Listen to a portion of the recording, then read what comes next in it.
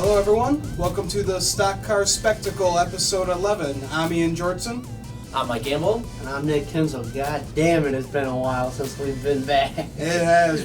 We apologize, we've all had busy schedules, things haven't worked out, but here we are, guys. Finally. We're finally back. We basically took an off season, is what happened. Yeah. More or less. It was an off season. So We made some tweaks to the show today, though, that you're going to find out what's going on. We kind of just amped it up, spiced it up a little bit, kind of just expanding the race recap, I'd say.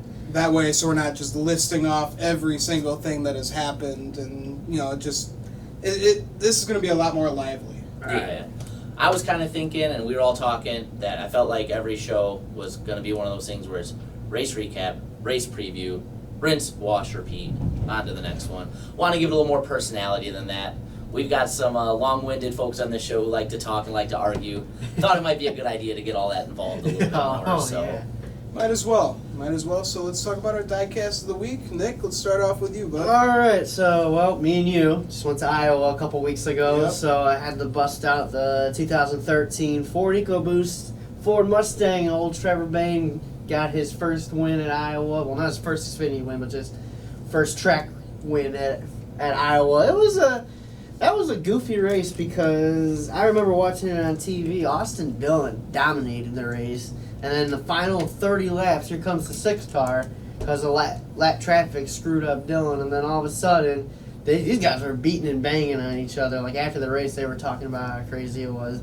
They were just trading some paint. But at the end of the day, Trevor Bayne got married the week before, so this was kind of his wedding present from his crew, giving him the win. And this diecast car right here made me Twitter famous. That's when I got my shout out from the 6 crew back at Chicagoland Speedway. So yeah, it was a good car, good looking scheme, and yeah, it means a lot. Yeah, good memories. Yeah, really good memories. I remember that year was crazy because I remember that was a year Austin Dillon and Bayne kept getting into it with each other, and then Pop would come in for Austin Dillon every time there'd be a big old fight. Oh, It's absolutely. Like, that was kind of warmed up to him a little bit more now. I think he's kind of standing on his own legs a little bit more. But that was the point I was, especially with Austin Dillon, like, dude, quit letting your grandpa talk for you. If you want to start a fight with someone or get into it, do your deal. Right. Don't let your grandpa do it. And then I also brought a name rail with me. This is from the 2014 Darlington car, his Advocare scheme. And then I also brought last year's 2018. It's a door panel. I paid, how did I pay for that? $150, I think. I mean, not terrible, but I paid more for door panels before. I think the most I've ever paid for a door panel was $250. Oh, wow, yeah. So anybody at home has never been in Nick's room, it looks like Trevor Bayne's body shop. So This one I took this one off the wall as well as the other one, the Rehydrate scheme, to make room for the Hemrick flag that I got signed. So yeah, it was just hanging in my room, and then I was like, hey, why not bring it on to the set so it can join old Cole Custer over here? So yeah, pretty cool. Exactly. All right, Mike. All right. See, you got a nice Yeah. diecast right there. I went ahead and brought last year's Watkins Glen winner from Chase Elliott. His first career win at the Cup level was an awesome race, I thought, again. It was cool to see the crowd get into it the way they did. Kind of reminded me of when Junior would win. You remember when, because I had my cousin used to work for Golf Now, and he would tell me about the stuff that would happen when Tiger Woods would be playing a tournament and do well. The ratings would just spike up and down depending on what Tiger did. Junior had that same kind of presence on NASCAR too. If he qualified well, the race got better ratings. I think as Chase gets a little older, he's already become the most popular driver. He's going to have that same kind of effect. To see the crowd go nuts the way they did when he won, that was almost like a blast from the past kind of deal. It was pretty cool. Oh, yeah. What I like about this diecast is the sticker on the windshield wiper. I noticed that too. Oh, Right? yeah. You would think for what you pay for a diecast, they could put a little plastic A little windshield plastic wiper windshield on there, wiper. not No, just we like a get a little sticker. sticker. Right. That's Yeah, here, I'll awesome. turn it so you can see it. See. Look at it. It's just like a little sticker. Oh, my God. How much did you pay for that? You know your normal regular price, like with the Plan B sales discount, like $47. But the rest of the car is beautiful. I actually really like these schemes. I thought all the Sun Energy One cars were awesome looking, especially this one. It's even got the the window missing here because they pit on the other side at the Glen. Yep. But that little detail just is a little janky, but hey, kind of quirky, kind of like it. So It's a great paint scheme, and Yeah. hey, his first career win, and he ran out of gas. He Ran out couldn't of even gas, do couldn't it. do it. Right. Jimmy He had to have Johnson. he had to have his old buddy Jimmy Johnson push him over there. oh yeah, So, that's cool. Yeah, thank you. Yeah, no, I've been doing a thing now because I've been collecting diecast faster than my room would allow me to do. Yeah. I've kind of tried to cut it down to paint schemes I like really desperately want, or race winners from one of my 3 favorite drivers in the Cup Series being Ryan Blaney, Bubba Wallace, Chase Elliott. So that's kind of where I've been at. So this one was pretty easy add to the collection. Oh, so yeah. speaking of which, I'm taking a little peek over here, and I think I'm digging your car so far, brother. Thank you, man. Yeah, it's Bubba Wallace's STP car. I believe he ran it at Martinsville last year. Yeah, he Yes, usually I think runs that's right, STP yeah. cars at Yeah. Martinsville. It's either that or when he runs at Darlington. Mhm. But I love whenever they run the STP car, and yeah. for Bubba Wallace, I love Bubba Wallace. I think he's a great up and coming driver, and I had to break it out with what happened yesterday. All you guys We'll know. get into that. Oh, we're gonna get into it, and he gained way more fandom out of me because of what he did, standing up for himself. But What he said. That was sucks. and then I got my 164 William Byron diecast as well. I got to bring out the Kyle Busch love right now, so I got the Bubba hat and the Byron shirt on right now too. So bring it on, Rowdy fans. Yeah, I don't think you're going to be alone in adding Bubba Wallace to the friendly fan idea. Seemed like a lot of people, when they put that poll up, were Team Bubba, and I kind of want to personally say rightfully so, but hey. It was yeah. kind of Yeah. like after what Matt Kenseth did to Joey Logano in Martinsville a few years back when he fenced them, and then the crowd went wild. He kind of probably gained a whole lot more fans from what he did yeah. there. Checking outside of the radio, wow, I think Matt just gained so many fans right there. He's like, yeah, he fenced them. It was that race. I think Oh, that yeah. was the wildest thing I've ever seen in retaliatory thing I've ever seen in racing. That was just absolute nuts. That stuff you would do when you were like rage quit on like NASCAR Heat or NASCAR Yeah. Thunder as a kid and would turn around and drive the other way. He didn't go that far, but to wait for him to come back around to take him out, I was like, Oh, that's yeah. a move right there. That's a power move. Same with Gordon and Boyer too. Oh, Yes. Phoenix Yes. 2011, that was something right there. Right. So since we've been gone for a few shows, let's talk about some recent winners. We had Kurt Busch win at Kentucky, dominating performance against his brother. That was crazy. That was a really good race, a really good restart and battle to the end between the Busch Bros, and I'm glad Kurt got it off because I think that takes that Chip Ganassi racing to another level now. Just waiting on old Kyle Larson to kind of show up. Yeah, definitely. Yeah, I agree. I thought it was a great race. Classy, but fun racing between the Busch brothers up front there. Just like you said, I would agree 100%. I think Kurt's shown exactly what the CGR cars are actually capable of. No disrespect to Kyle Larson, I think he's doing a good job, but I think they can get more out of that car, as you're seeing his teammates doing a lot in that car. So maybe this is going to kind of help them step that bar up for the 42 team as well. So we'll see. But no, a great race all the way through and through. That's for sure. And I gotta say this one too. New Hampshire. Oh, Kevin finally. Finally this year we get a W.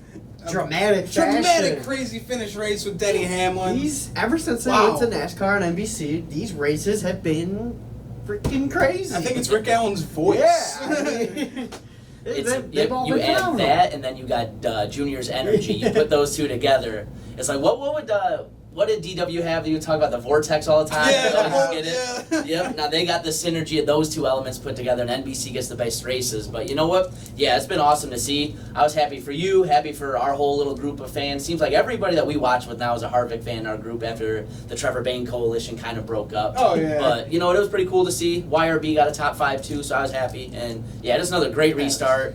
And that was some battling for some lead. That was glory, yeah. about time. That was one of the best New Hampshire races I've seen Oh, in yeah, a long 'cause time. On the show, I have talked to New Hampshire so many times, get Yeah. it off the schedule, but if they're going to put racing on like that, yeah, sure, stick around. Why Yeah. not? Yeah, another one. I think the race package delivered again. Great race. PJ1. Yep, PJ1 helped a lot, beating and banging all over the track. I remember pulling up just like you thought, New Hampshire of old is going to be a boring race, not much going on. Could not have been the opposite. That was unbelievable. That's for sure. And then we go to Pocono and Get treated to another one. Yep, crazy race. Denny Hamlin gets the W. It was, yeah. He played it was the fuel mileage that he played in that race. So, yeah, I love fuel mileage races because you never know what's going to happen. Exactly. And my boy Hemrick got a top 10 in that race. Yep. He ran good all day for once, so I liked that race. And the PJ1, I think, really helped again at Pocono. It put on a pretty good show. Yep. Because usually that's another track I shit talk a lot It on is. this podcast. So, to see Pocono and New Hampshire step it up, hey, kudos to you guys. Yeah. Yeah. The racing's been a lot better this season. That's for sure. It's Yeah, a this lot more new entertaining. package, yeah. Oh, yeah. I would agree. I don't think it translates everywhere great so far, but there's been a handful of races that are usually snoozers it's at least made fun to watch. You can argue all day you want about what that does with the competition because you hear a lot of the drivers complain about it's hard to pass. You get that brick wall of air they'll run into, as you heard a lot from the Glen and things like that. But you know what? That's part of it, but it's also a sport predicated on entertaining the fans, and in that aspect, it's getting a standing O for me. So, No, it's definitely been fantastic. So, you and me, we both made a trip to Iowa we did. last That week. was that was definitely well worth it in my mind. I mean, yeah, the drive sucked ass, but other than that, I mean, all you see is farm fields and cornfields. literally right as we crossed the border, giant ass cornfield everywhere. Oh my god, I was like, wow. Yep. So yeah, Welcome to Iowa. And the racetrack is just in the middle of nowhere. It's Yeah. right off the interstate, which was good.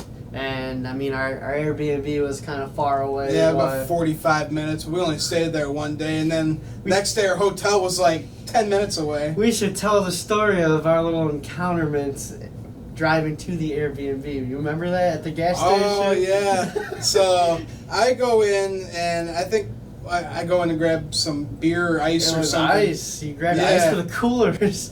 And I go and buy it, and I walk out, and like this guy approaches me, and he's like, "Hey man, like what are you, like, where you heading off to? I need a ride. The cops just took my car."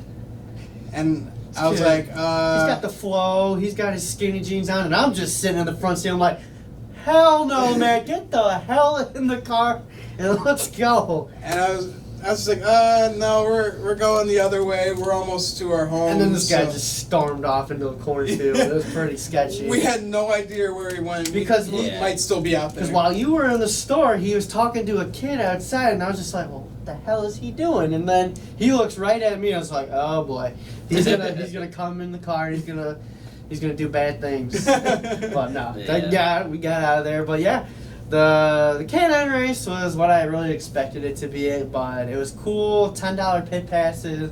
You and I both got to meet Haley Deegan, Oh, so we got that out of the way really early. That's the first thing we did when we were there because he was just hanging out there. But yeah, K9 race was exactly what I thought it was going to be.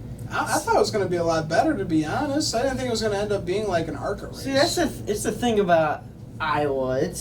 Iowa puts on, well, we saw it in the Xfinity race on Saturday for most of it until the final stage. But Iowa is a one-lane, one-groove racetrack.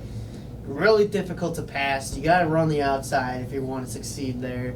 So maybe they add some PJ1 in there or something, or maybe, like I've been saying for the Xfinity cars, get them on the same package that these Cup cars are running. There's something similar to that because Christopher Bell dominated the first two stages of that race, and then Chase Briscoe though was able to get the dub because Christopher Bell for some odd reason did not pit.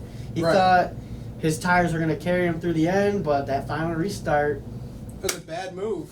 I don't know what his crew chief was thinking right there. So it was a good race. The end was really good. Oh, yeah. We got our money's worth for sure right there. But yeah, overall, pretty cool experience. It was cool meeting all the big Xfinity drivers. We got to see Cole Custer, Christopher Bell, Justin Allgaier. We got to see Noah Gregson. Like, it was cool. He remembered me again. I was like, oh my god. Freaking out a little bit. I saw Trevor's old PR guy, Mike Campbell. Oh, said a few words to your him. boy. Yeah. He still pro leagued me like he usually does. What's going on with that? It's like as soon as he left, Trevor's like, all right, Done with you Goodbye. peasants. Yeah, Peace. goodbye. I'm going to Junior Yeah. Motorsports now.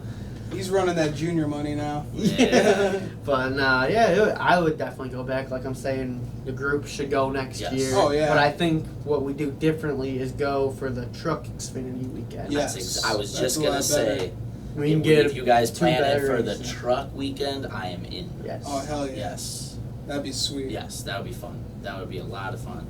All right, so we're gonna introduce our first new segment here. So we're gonna do race recaps, but we're gonna break it up a little bit differently. So I see on like TV how on like pre-race shows they kind of do like these lightning round debates where it's like 2 minutes, everybody gets to share their opinion, and then we just move on, and that's that. So we're gonna try that out here. So let's talk about that Eldora race first. It's the dirt derby. It's one of my favorite races of the year. I definitely want to head out to Eldora sooner or later. It was the Eldora race. I didn't get to watch it on TV. I was at work, so I don't really know what really went down. But I'm sure it was a pretty decent race. Oh, it was exciting all around. I loved it. Yeah. A little bit of a show with all the cautions, Yeah. bunch Yeah. of yellows. That was a point of controversy. That was it. It was yeah, that was the big thing, and that 82 Yeah. laps out of the 150 were run under green. Yeah. Only 82. All those caution laps. Like, oh, if I'm a fan, I'm pissed. that's was going to be one of my lightning round questions. What do you guys think about that? Me personally, you're on the dirt, they're sliding around, you got a lot of guys in the series that may not have a dirt background, so it's kind of a cool element, but at the same time, if you're a fan, do you feel a little bit cheated? You're watching that many of the green, or what should be green flag laps under yellow, that many? Yeah. I mean, that's an absorbent amount in If my I got to opinion. pick, if I got to choose, I just don't think caution laps should count, period. Any track they go to, any race they run, caution laps should not count. Fans should get to see the total distance run in green flag laps. Like, I get it, but that's just how I see it. Because, come on, 82 laps out of 150, that's almost, they only got to really see half the race under green, and the other half was under yellow. Yeah, I'm right there with you. Like, and Eldora's a really small track too, so it shouldn't take quick. Yeah, and it shouldn't take them too long to take care of the track, make sure everything goes back to green. I don't know why so many laps were under yellow. It was Yeah. absolutely ridiculous. No, I agree on that point. Go ahead. In the end, Stuart Friesen, finally. So we getting it done, yeah. Still, he finally got it done. All these runner-up finishes that he had, he finally gets it done.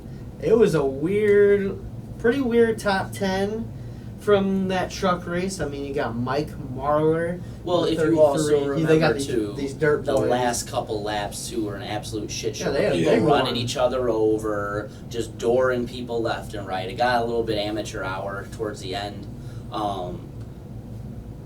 That kind of put a little bit of a danger on it for me too. But just real fast to touch back on the yellows. I 100% agree with you guys.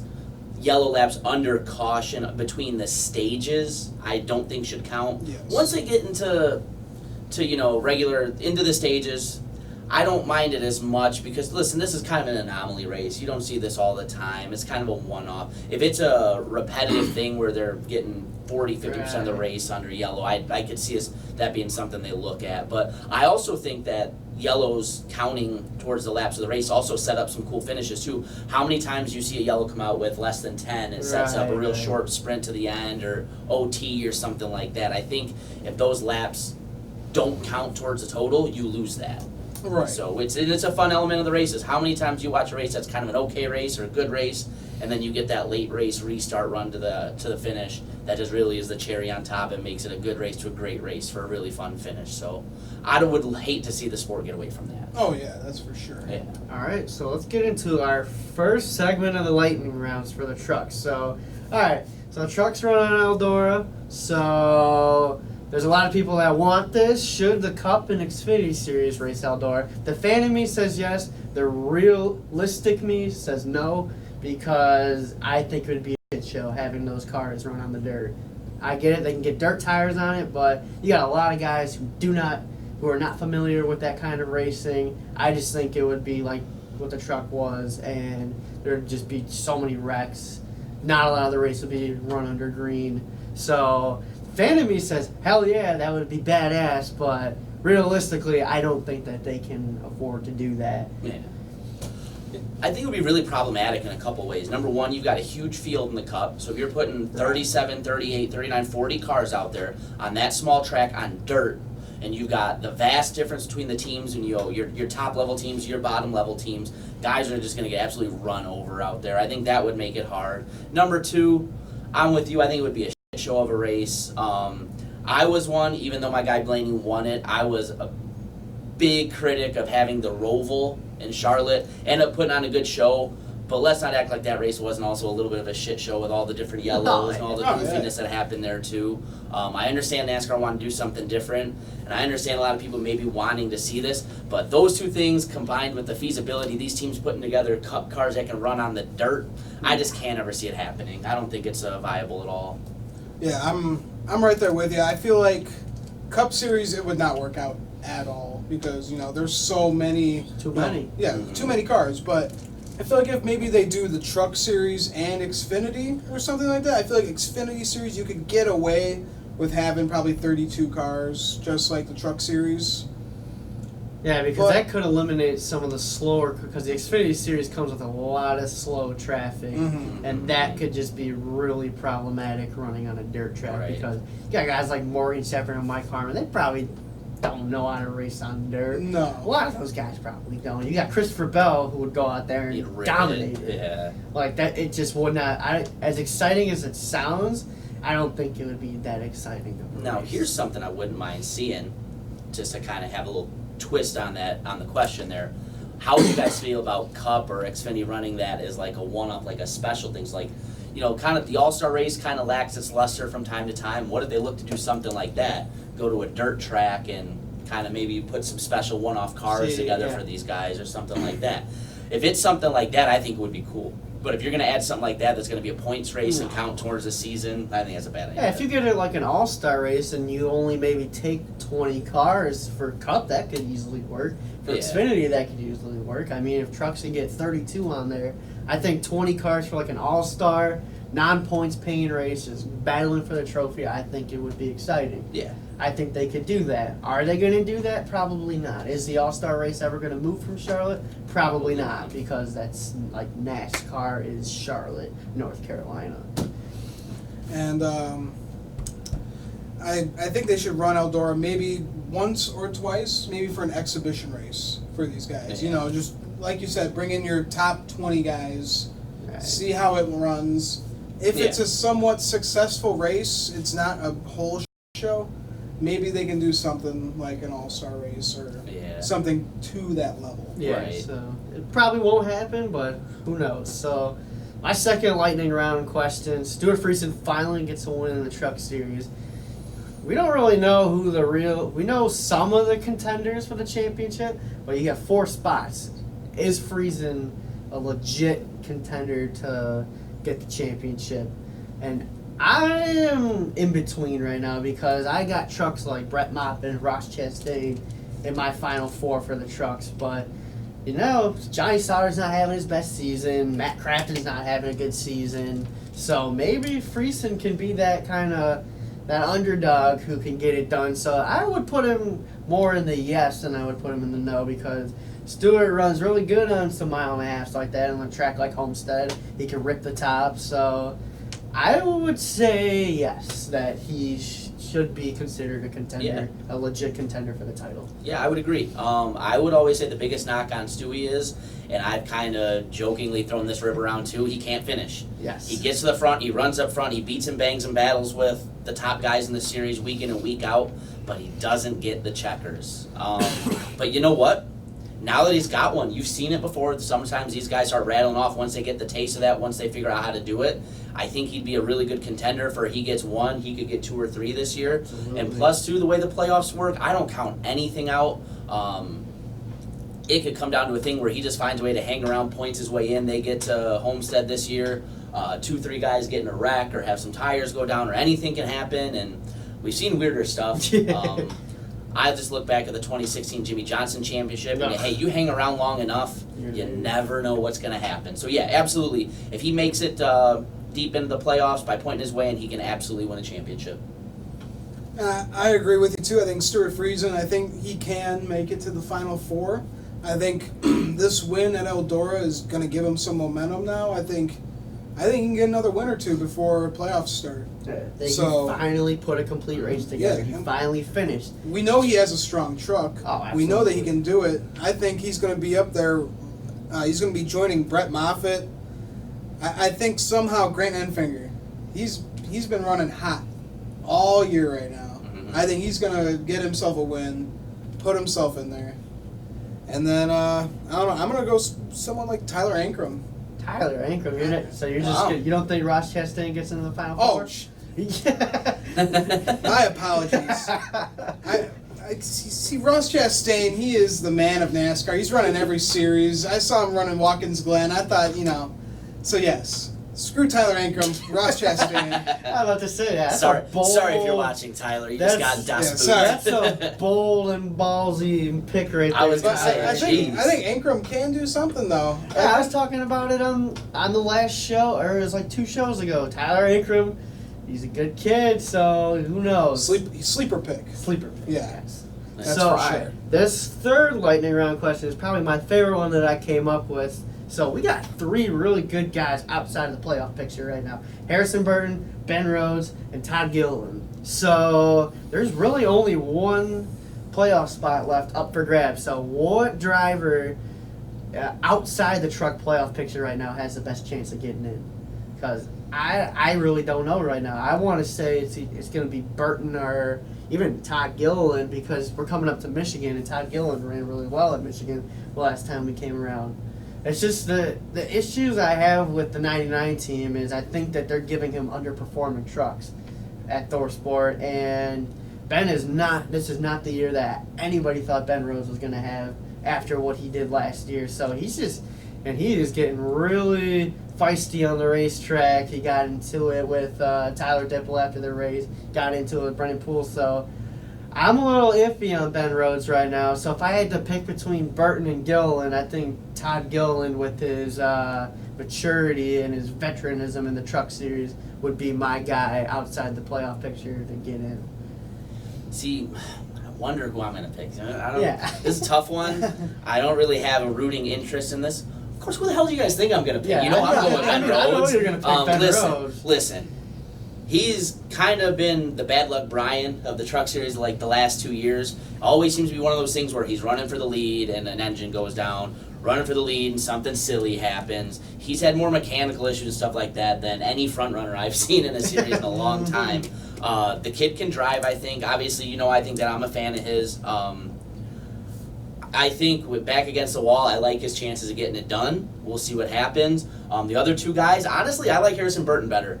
Out of that whole group, out of him and Gilliland, I think Harrison Burton has the capability of getting it done more than Todd Gilliland.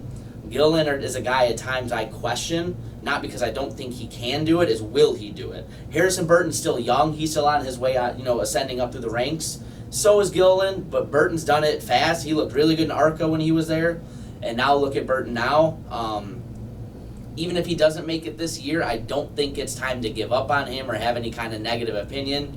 He's early in his career. I think he's going to be fine. But no, if you're asking me, I think Ben gets it done this weekend and finds his way in. Michigan, you're going for Michigan winner Ben Rhodes. Calling the 9s. Yep. Yeah, if they finally give him a truck that can do something and he doesn't have any problems with anybody. And quick, really, just to touch on that, because you brought that up.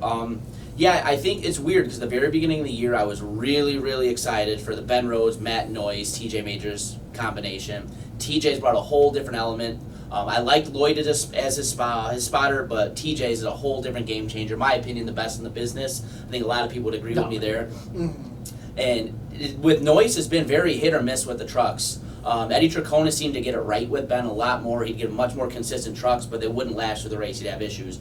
Noyes, it seems to me like they don't quite get it right all the time pre-race and in practice and quali, but once they get there, he's phenomenal at getting the truck better every time they stop. So if it comes down to a situation like that where Ben can stay out on the track and run, Noyes can make the adjustments to get him to victory lane. All right. And for me, I'm going with Sheldon Creed. I think. Wow, you're not even going with any of the three we just. Well, No. Sheldon Creed. I think out of the two, since we're going to stick with kind of KBM, I think Harrison Burton will get it done before Todd I Gilliland. think so. Todd Gilliland's had a lot of time with these KBM trucks, and I feel like his time's up soon. Like Harrison Burton, he's running a whole lot better than Gilliland, and Gilliland's got way more experience in this. In these things, like a year worth more of experience. But hey, man, you got to make those finishes. Right, you gotta finish. So, He's not finishing. So. But yeah, I'm going for Sheldon Creed making it into the playoffs. What track is Sheldon Creed gonna win at? That these guys, he's in a must-win situation. So what track do you think he wins at? Because what tracks are left before their playoffs start at? They Canadian Tire Motors. are running.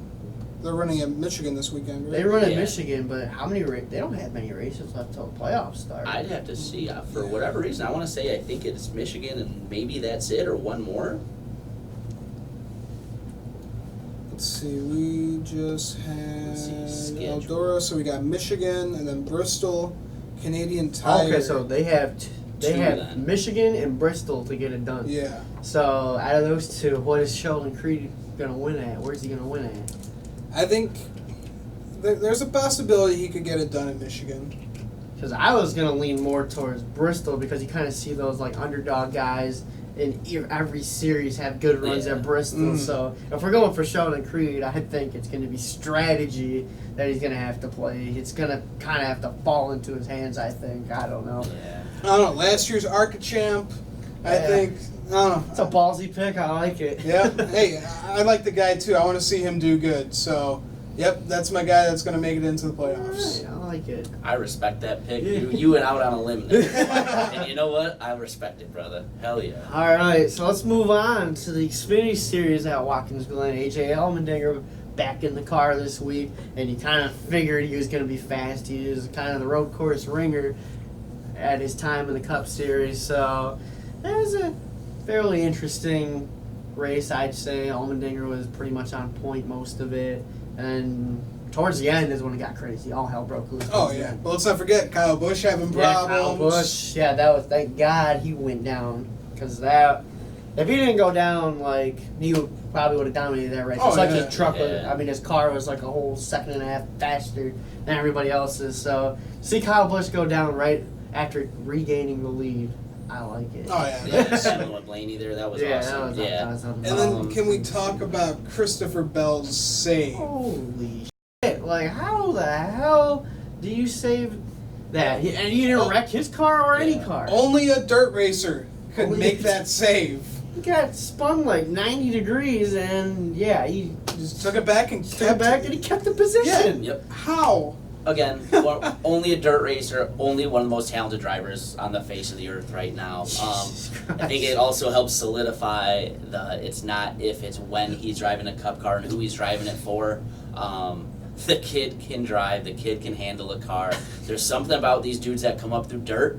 They're way better at figuring out what they can and can't do in the car, how to handle the car, and he's another example. He's phenomenal at that Oh, stuff. yeah. So That's for sure. yeah. So yeah, towards the end of that race, Austin Cindric played a pretty ballsy strategy, I'd say.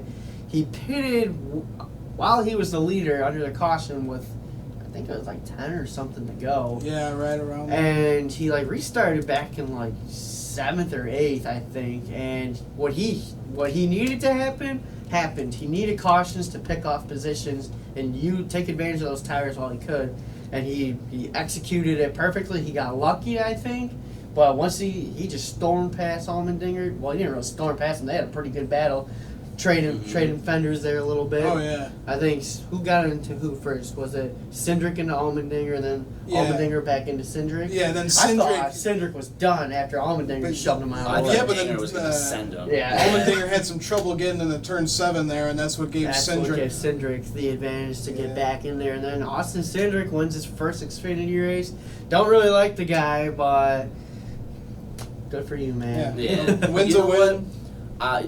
Like you, I'm far from an Austin Cindric fan. As you know, being a Ben Rhodes fan, they had their issues. Go back to what was then Phoenix. a couple years ago in the truck race. Yeah. That was going into Homestead, I believe. So that was the race, and Ben would have been in had they not wrecked each other, I believe. Don't know how it would have played out, but regardless. Wasn't that when Ryan Truex went for that wild ride too?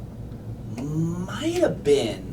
That, When to he be was honest, the Yeah. that's my only real memory of that race, because I remember being furious that he went way low and just like, where did you think you were going? Right. And then, but you know what though?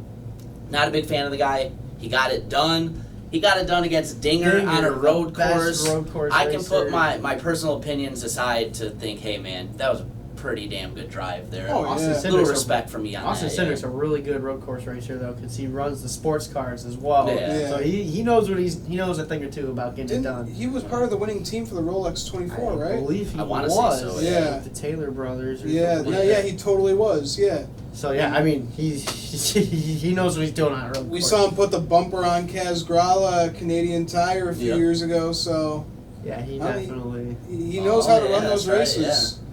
No, And then heartbreaker for Dinger again. yeah, For the second time, his car got disqualified after a second place finish. He finished second at Daytona, got that one taken away. He finished second at Watkins Glen, got that taken away. So part of me is kind of happy he didn't win, because I was kind of rooting for him to win, but kind of glad he didn't, because it would have just been bad had another driver gotten disqualified from a win. especially have that be Austin Cindric's first win. Yeah, Yeah. that's not how I want to win. That would have had the same, not quite the same, but that would have been the same avenue of disaster as the Justin Haley. Oh, He gets- He gets his first win by a DQ. But you know what? Yeah. Bad look, tough for him. The thing that was weird to me about, I don't know if you guys saw this, but I was reading on Twitter, I don't remember who posted it, who reported it, but that they were saying that NASCAR took a look at his car. What was the ride height was too low in the rear, I believe, Yeah, and they said that there was no visible damage to have caused it. But then I think his Dinger and or Collick came out and said it was caused by damage. So how does Are they gonna NASCAR find no appeal? visible damage, and then Collick says because of the damage? Something there isn't adding Are up they gonna as to the appeal? true story. That I don't know. They would have appealed by now. We would have heard Yeah, something. we would have heard of an appeal, I think. I think they would have won. And if it was me, I think I would have. Why? Why not? If you're thinking that's the reason why, and you've got credible information as to support your case, why wouldn't you? Yeah, I feel like at the same time they're like, he's running one-off races. We only run this car for like, Yeah. cup guys that come in. So Yeah, Right. it's the quote-unquote all-star car. yeah, if it was Justin Haley, then yeah, maybe they would have appealed. Yeah, But Yeah. because that's for points, right? that 10 Right. car's not running for anything. Yeah. So, all right. Well, let's move on into our. Hold on, I got one. I'm sorry to interrupt, but I have one I want to add to lightning round from that race. So there were also some fireworks in that race between Justin Allgaier. That was about to be my And, first was lightning it? round question. Oh, was it? I'm sorry. I thought that was gonna be a point. Okay. No, Well, go yeah. ahead. You can go first then. Oh no! I don't want to jump the gun. Yeah. So my question was just gonna be, did Ross Chastain have that one coming? My answer: hell yes, he had that one coming. Ross Chastain has put on some ballsy blocking moves that didn't need to happen, and Allgaier finally was like, you know what, man, screw you. Just gonna send it, and he sent Chastain for a Just wild. gonna send He sent it. Chastain for a wild ride. Absolutely, 100%. Ross Chastain had that one coming. Oh, without a doubt. Mhm. It was not a matter of if; it was a matter of when. You know, I'm a little disappointed because I thought coming into this show, both of you guys were gonna be Team Ross. I'm like, we're finally gonna have something where we don't agree. We're all gonna be a little passionate about it and have our first big debate on the show. But, Nick had to go ahead and say the logical thing, I think. Listen, you guys know how I feel about Ross. Great story. Really like the guy. Saw him around the fans of Chicagoland. Was very impressed. Makes time for the fans. Kind of reminded me of Trevor with that aspect. Seems like a really great guy. Obviously, his story is awesome. He runs hard. I like that and I don't like that. It's just one of those things. You're going to get raced how you race people. You run that hard, you push it to the brink, you're beating and banging on guys in spots where maybe you don't need to if that's your style. Sometimes you're going to get wadded up. This just is what it is. Especially with Allgaier, he's not a guy that gets overly feisty too much. In my opinion, it takes a lot to get him to that level yeah, where he he's really going to pissed him send you. off. So yeah, when Lil Gator's sending you for that ride and he's saying he came out and you directly wrecked him, and this goes back to a couple other incidents, you know what? As long as you're cool with it, you reap what you sow, good deal. Good racing deal. And he was So, good about it too in his interview. Yeah, he wasn't mad or anything. Just He knew I got my down. opinions, but he Deep wasn't going to be a jack. down. Oh yeah. He knew he had that one coming. If Ross Chastain can catch up to Allgaier in the Xfinity Series right now and give him a little push, I think he will. Yeah. Oh, I don't think Coming that out? one's done. Oh no, not at all. He'll be back. Yeah, I He'll agree have with a that. watermelon over his head or something. So my second lightning round question. So we talked about the Christopher Bell save. So I just want to know from you guys, what are some of your favorite NASCAR crazy saves? Because I have one in mind for me. It is the 2017 All-Star Open when Danica Patrick decides she wants to spin out the old six of Trevor Bayne, but Trevor was able to save it on the front stretch. He went one way, he went the other way, and he finally got straightened out. And yeah, so that was probably my favorite NASCAR save, but you also got to think Kyle Busch is probably the best one to ever save the race car. Oh, yeah. Especially Daytona the past couple, a Yeah. few years ago, Kyle Busch. But no, for my favorite, it's got to be when Bayne saved it and pretty much was like, screw you, Danica. Oh yeah, that was that's for a sure. good one.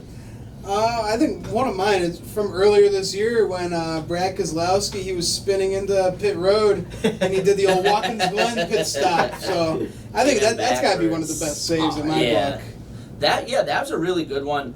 I don't really have like one specific one come into mind though, but the Bane one definitely stands out because that was incredible, and especially the whole situation. And if anybody knows any backstory between kind of our background as a little group watching races, we'll just say the Nick and I with some of the other parts of the family and Danica stuff, it was kind of pretty appropriate, kind of pretty funny. So I'm gonna actually just go ahead and kind of second Nick on that one because that was a fun one for multiple reasons. What about what track was it when Jimmy Johnson saved it during qualifying? Was that Dover or Martin? It was Dover. Dover, yeah. When he just spun, he was like right in front of Jeff Gordon too. Yeah. And God, that was insane. He like that close from the wall. Because I thought about this question because I watched that video right there, greatest NASCAR Yeah. Cup Series saves. I'm And gonna turn this on and make sure the volume's off. And I was just watching and I was like, oh, that would be a pretty cool question to bring onto the show. So, and then once Christopher Bell had that ridiculous save, I was like, oh, bingo, here we go. Yeah. No, it was- There have just been, that's one of those topics where there have been so many really good ones, it's hard to pick one. Because Right. there have been some phenomenal ones over the years with some of the talented drivers. So, yeah. Now, I won't just want to go back and just refresh my memory on some of these. There's going to be like a, walk down memory lane Oh, here yeah. on some of these. But yeah, the was Christopher a- Bell save, I think that's got to be probably Save top of the 5. year. One of the best saves in NASCAR history. To not wreck himself, but to not wreck anybody else. And to keep your Keep position. the position. Yeah, that's the thing. Kept the damn position is incredible. And then my third lightning round question. So Dinger got DQ'd again. We were kind of talking about this before the show. So let's say he was a series regular. Should NASCAR up the penalties for getting DQ'd more than once? I can go either way with this one because it's really not in the driver's hands. It's in the crew's hands to bring the safe race car, the race car that's not going to break any rules. But at the same time, if you're going to do it twice, I think you got to pay. So I don't know whether you take a lot of points away. You can suspend the crew chief for multiple races. You can, something like that. I think if you get DQ'd more than once and you're a regular in all 3 series, I think some major penalties should be in place for that. But if you're not a series regular, so be it. The team's just going to take a hit from that. But yeah, some fines, some suspension, something like that, some reduction of points, taking points away. I think something like that would be fair if you're going to try and DQ, if your car gets DQ'd more than once. Well, listen, I think that's a hard one for a couple different reasons.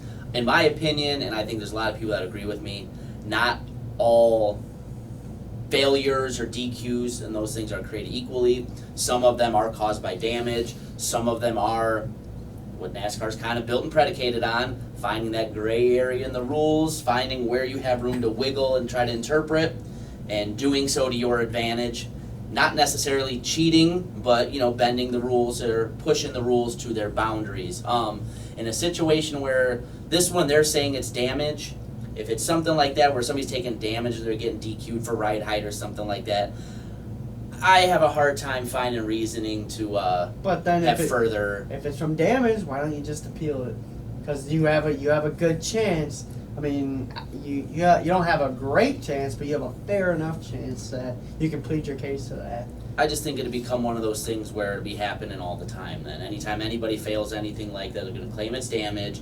And we've already had a big debate in NASCAR as it is about wanting to see the person leave on race day as your winner or the standing Right. stuff. Yeah, here's the Jimmy one right now, by the way. But you know, all that stuff, and now you're just adding a whole nother element on top of it. I'm all for fining, because that doesn't have anything to do with the points. Or after 2, if you want to eject a crew chief or the car chief or something like that, or maybe even take ownership points away. But if it's something that's going to directly affect that, unless it's something where they've manipulated the actual rules Right. or something that's pretty egregious, I don't really know how I feel about that. I'm pretty much on the same boat as you. You know, it's not the driver's fault. Don't dock their points. They're already not getting points for this race. Right.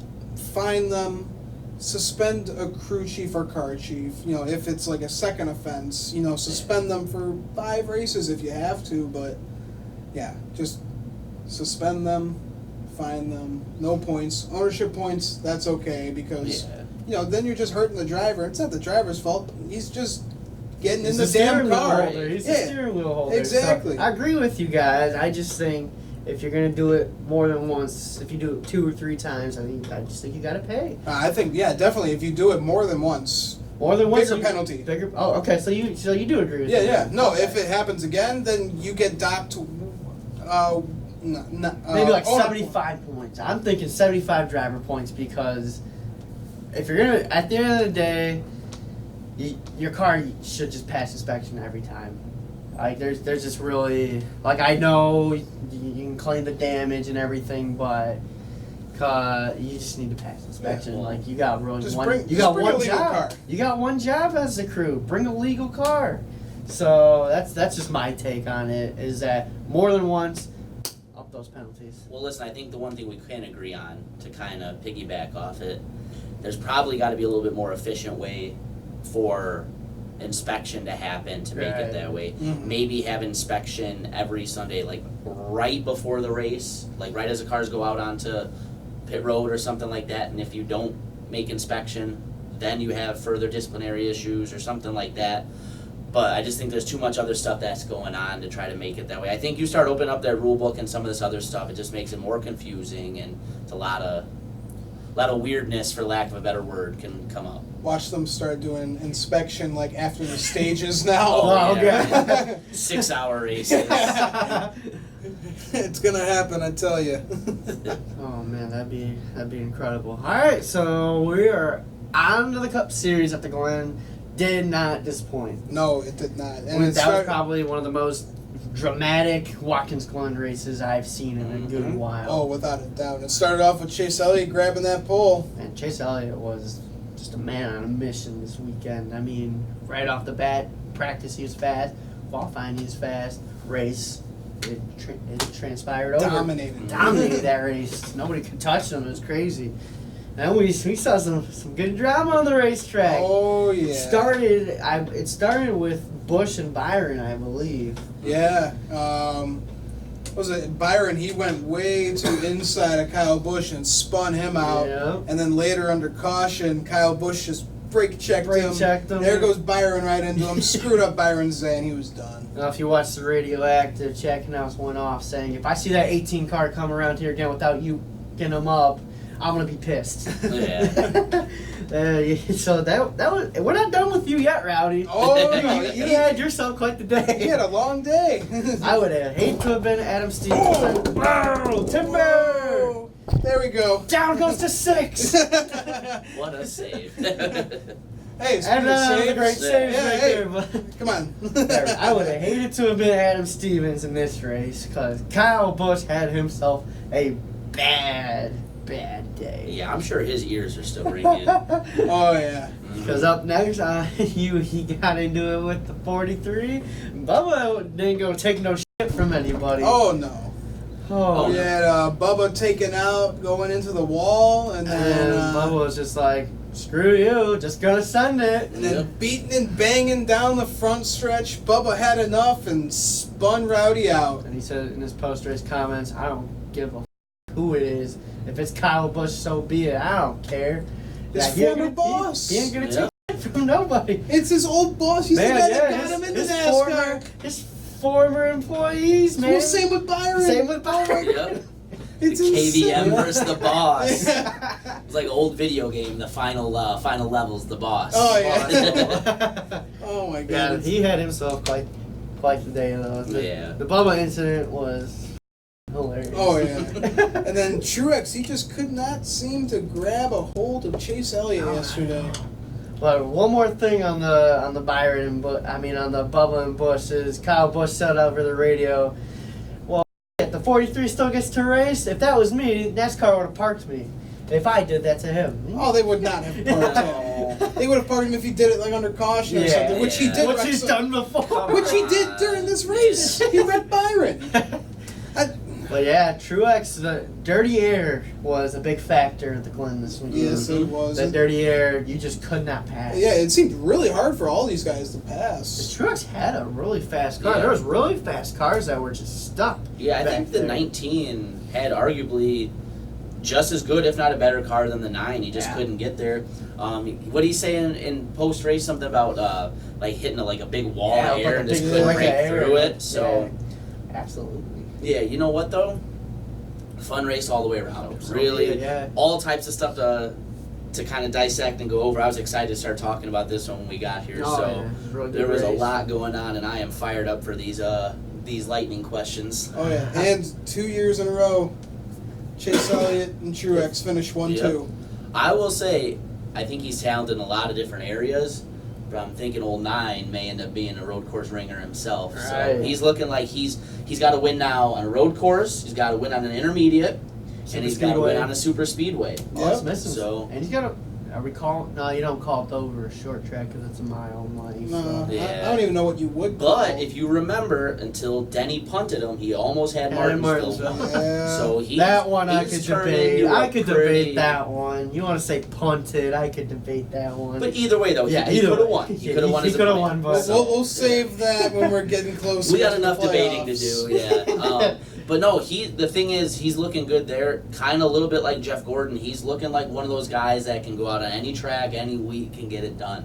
So it's been fun to watch him progress as a driver. Oh So, yeah, that's for sure. 'cause- we almost forgot one thing. We forgot about the old 7-time taking on Ryan Blaney. Oh yeah. Oh, Ryan Blaney. old man dumped- yelling at clouds Ryan again. Blaney dumped him, and Jimmy after the race practically saying, "What are you doing?" And he was telling reporters that Blaney was scared of him, and then Blaney was just like, "Damn, if you wanted to go, we could have went." Yeah. Like, Yeah. Ryan Blaney is no fraidy cat. You can so- see them in the conversation. Yeah. Blaney's just like Yeah. cool and calm. He doesn't.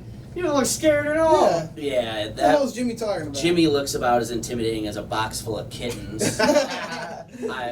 If we were gonna do a power ranking on guys I think might be able to kick my ass in NASCAR, he's outside the top 16 like he is in the points right now. So if I'm Ryan Blaney, I got bigger problems to worry about than old 96-year-old 7-time beating my ass. Number one guy though, DiBurrito. Yeah, I don't think I wanna would mess catch with those hands. DiBurrito. I don't want to catch Clint those Boyer's crazy. Yeah. And another one you guys might not agree with, but I promise you, old thick boy himself, Ryan Newman, looks like he's been in a bar fight or two and knows how to handle his business. Hey, how about Daniel Suarez, huh? Oh, yeah, he don't play around. Oh, yeah. Got Yeah. into He it took really. him down, man. Yeah, Suarez looked like he knew exactly what he was doing. Yeah. there. DiBurrito definitely number one. I ain't fucking with you, man. Yeah. Like, And then Kyle, take my money. Then Kyle Busch, he tries to take on an army of men. Yeah, I Kyle don't Busch know. isn't scared. No. Kyle Busch isn't scared. He's but definitely got the balls, but he doesn't have, have the it power. He was not gifted with it. Now, Kurt Busch, on the other hand, don't want to mess with him either. Oh, no. Yeah, I'm not messing around with skirt. Yeah. That's going to end bad for you. Oh, man. Here, wait. You know what? I'm going to save it for later. I'm going to save it for later. It's this show that I watched the other day. All right. We'll get into it when we're done. So, All right, so let's my continue. lightning round questions for the Cup Series. So, Kyle Busch had himself a bad day at Watkins Glen. Is there more to come with Byron and Bubba, or do we think it's all settled? Because some post-race comments, it could go either way. We got a pissed off Byron and we got a pissed off Bubba, so... I feel like Byron's the kind of person that's going to kind of let it go. Yeah. But Bubba, no. he doesn't take from anyone, man. Right. He is... Him and Kyle Busch are going to be doing this all season. Who knows? Maybe the next 5 years to come. This might have ignited another Keselowski-Kyle Busch rivalry. Well, what I like most about Bubba said is, I'm here to get respect on the racetrack, so I ain't going to take it. So I definitely could see Busch and Bubba going at it a little bit more, because at the end of the day, Bubba's just not going to let Busch push him around, so Right. he's going to fight back. So Yeah. I definitely think more to come. Right. I love the comments. You guys know I'm a Bubba fan. His fiery attitude, not taking shit from people, even if they're probably the most talented guy in the sport, are some of the things I like about him. Byron seems like the type that, okay, Mr. Busch, sir, please just stay away from me. I don't want to fight you. Chad seemed a little more fired up than Willie. I like Willie, but that one, yeah, stay home, little buddy. Yeah. You don't want that smoke. You don't want big boy. No. But my only question with the whole Bubba and Kyle Busch thing, at least as for now, Bubba's at a very underfunded team. The 43 is not as competitive as the 18, obviously, week in and week out. So where do they pick and choose their battles at? They're not going to run into each other. And if it becomes a situation where they're getting into it when one's a lap down or something like that, there's either one of them stupid enough to try to get themselves into this situation again where they're getting suspended. Kyle's got a championship to try to win again. Bubba doesn't. But Bubba also doesn't want to do anything stupid to where he's going to cost himself desperate sponsorship money either. I just so, don't think he can afford right. to do anything stupid. KB 5-6 years ago, especially KB when he was in the 5 car, would undoubtedly wait for Bubba to come back around the track when he's a lap down and wreck him and just deal with the repercussions later. I think he's got bigger fish to fry now. The 43 gets running a little bit. The sponsorship money, they've incrementally gotten a little bit better. They've run a little higher every week. Maybe in a year or two, if Bubba's in a different ride, or if the 43 keeps progressing and they're running around each other a little more, it's a possibility. I don't think there's enough opportunities for them to be running around each other right now for that to be a big budding rivalry or anything like that. I'd have to agree. Yeah. So, but these two guys run around each other quite often. Could we see a Blaney and a Johnson rivalry building up here? I think we could. Mm-hmm. I think Ryan Blaney's going to win it, but over Johnson any day, because I think Ryan Blaney's got the faster car. But those are guys who could be running near each other more often. So we now know Jimmy doesn't like the way he was raced against Blaney. So does Jimmy take that into perspective? But the thing about Jimmy is he's like on the edge of making the playoffs right now. I think he's out right now. If we go to the Cup Series points, Jimmy Johnson is the last guy. Jimmy Johnson is in. He's in 17th, I think, right? He's in like normal points, but for the playoff points, he's 14th on the playoff grid. Oh, he's up over the cut line now? Okay. So he's up over the cut line, but he just still can't afford it. No. Not at all. So So it'd be a good rivalry to see some young blood versus the old timer. Hey. I agree. I think it'd be good for the sport to see them two kind of get into a little bit of a deal there. Not to go off on a little side tangent, but you hear a lot of stuff now about the racing being bad. The racing is a reason. I think the biggest thing the fans went away from the sport for a long time ago was you had Jeff Gordon, Dale Earnhardt, and they were the two biggest. They transcended the sport, got into pop culture. They were awesome. I think a rivalry like this would be awesome because you have Jimmy Johnson, who's the most decorated driver in NASCAR now and one of his most prolific up-and-comers. Get into it.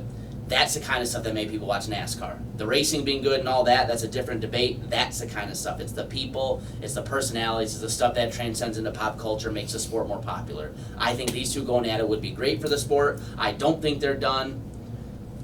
Blaney's got kind of a fiery personality when he's in the race car. He's pretty calm, cool, and collected out of it. But if you listen to his radio and tell me if you think that. That's a different story. Yeah. Jimmy's pretty fiery, and Jimmy does some kind of weird stuff on the racetrack. Look how hard he ran at the Roval, ended up giving Blaney the win when all he had to do was stay where he was. And he's going to make the next round anyway. And I think, just like we said, I think Jimmy's desperate. If he gets in a situation where he's got to move somebody and he sees old 12 in front of him, he's definitely going to hesitate then. I think it'd be great for the sport to see them two get into it. He'll move him without a doubt. Without a doubt.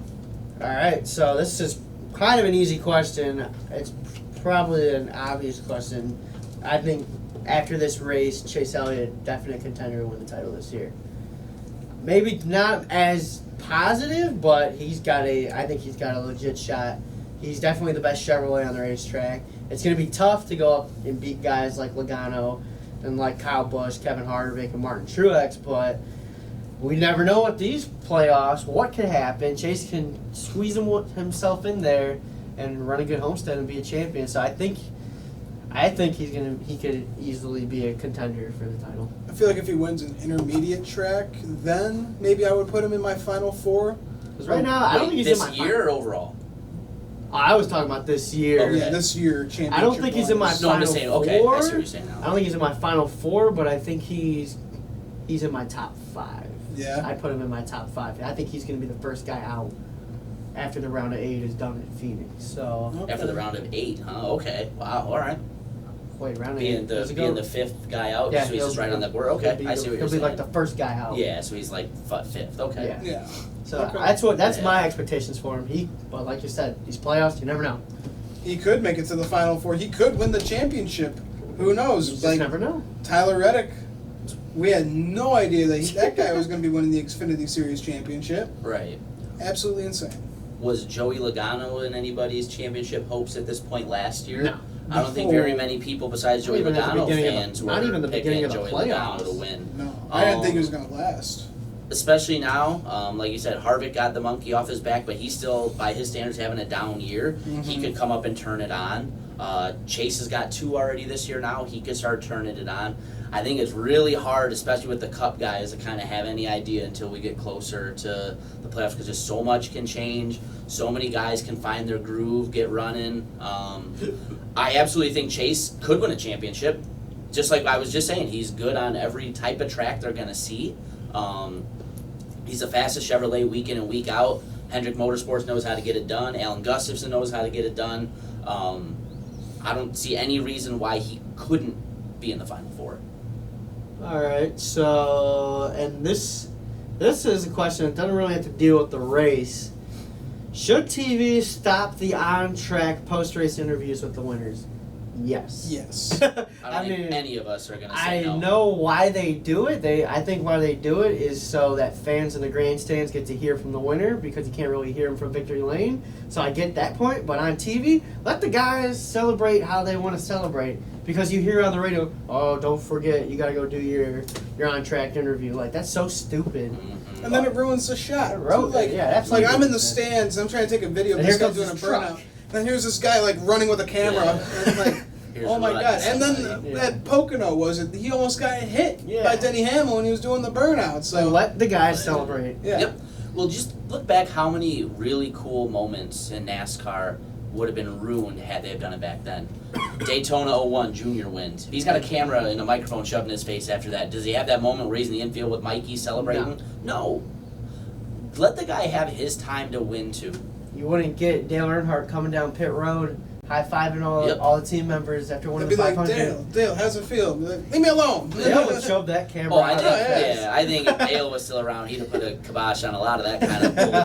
But that's also another argument for another show. We could go on and on about. I think NASCAR would look a lot different if he was alive. But Oh, I'm not in doubt. I think I playoffs, don't know. stage racing, Yeah. that kind of nonsense.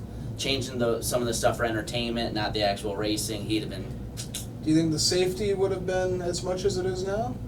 I think that stuff you don't really get a choice, because obviously I think someone would have died eventually. You if know? it wasn't him, yeah, because even Yeah. at that point the Hans device wasn't mandatory. It wasn't yeah, mandatory. he chose not to wear it. Yeah, so and he wasn't the only one. Yeah. So if it wasn't him, it's not crazy to think it could have happened to somebody else. It could have been Ken Schrader, Sterling Marlin. Right, exactly. Any of those, it seemed to be kind of that older guard that was against the Hans device.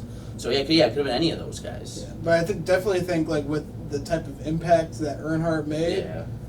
this sport would be totally different Mhm. right now. Oh, yeah. Absolutely. So end of the day, get rid of the on-track interview. Yes. Yes. All right, let's move on to another new segment, the underdog update. I have one guy in mind I think about, or two guys in mind I think about right now if we're talking Cup Series, and that is the names of Matt DiBenedetto and Chris Buescher. Chris Buescher's kind of been flying under the radar, but he's been having good runs for JTG Doherty Racing. He's been running in the top 15 more. He's outrunning Ryan Preece. He's just doing, like, the little things are going his way right now. He's not getting top 10 and top 5s, but he's running up towards the front more. So he's kind of an underdog who's on the rise. And then Matt DiBenedetto, 4 top 10s in the last 7 races. That 95 team is looking really good. And I think maybe by season's end, that 95 car could win a race. Oh, They're inching. Oh, yeah. So those are my underdogs right now that I'm looking at. Right, yeah. Go ahead. No, you go. All right. Yeah, I would agree. Both of those guys have really done well. You look at a guy like Chris Buescher, who was kind of on the outs in the Roush situation, really turned his career around, just flying under the radar, having a great year. Yeah. It's one of those things you almost love. You say, shit, this guy's running in the top 10, top 12 Right, again. again? It's like Like, week he's in and just week out in he's there. 15th to 25th place equipment every time you turn around. DiBurrito, another guy, he's a fun one to really